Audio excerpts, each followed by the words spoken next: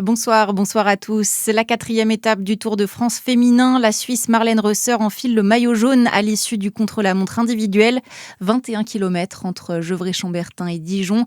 Demain, les coureuses partiront de Mâcon à 13h45.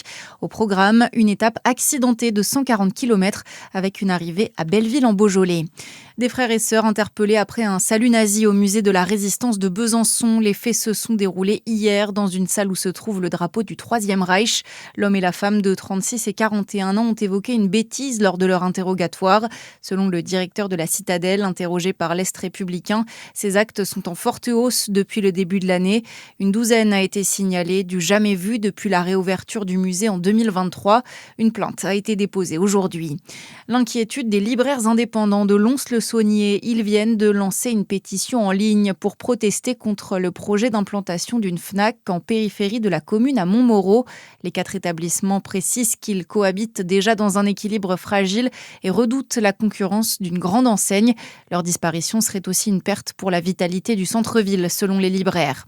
Anne-Catherine Loisier, candidate à sa réélection, la sénatrice de Côte-d'Or, annonce qu'elle brigue un nouveau mandat.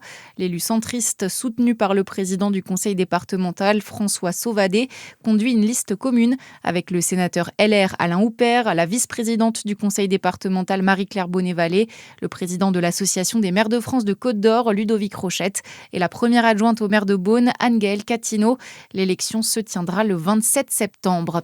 Ce drame à Bresse-sur-Grosne, un septuagénaire est mort dimanche pendant la grande fête chasse et campagne organisée dans le parc du château de la commune de Saône-et-Loire.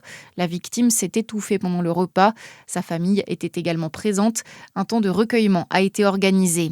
Et puis c'est le premier match officiel d'un club français depuis la fin de la Coupe du Monde. L'Olympique lyonnais ouvre le bal ce soir face au Sparta Prague pour le premier match du 3e tour préliminaire de la Ligue des Champions. Le début d'une longue route avant d'éventuellement participer à la phase de Ligue. Un objectif sportif mais également financier pour les Lyonnais, Baptiste Berthelin. Oui, car l'OL n'a toujours pas réglé ses problèmes financiers, même si la situation est beaucoup moins alarmante que l'été dernier. Une qualification pour la phase de Ligue pourrait offrir une vraie bouffée d'oxygène à la direction lyonnaise dans un contexte très tendu pour le football français. Pour ça donc, il faudra d'abord se défaire du Sparta Prague qui a déjà débuté sa saison. Une défaite et une victoire en championnat pour l'instant pour les Tchèques. Les Rodaniens, eux, restent sur un lourd revers en amical contre le Betis Séville.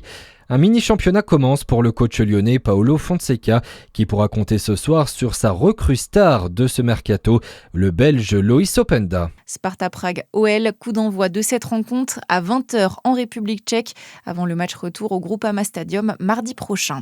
Bonne soirée à tous, à suivre votre météo sur Fréquence Plus.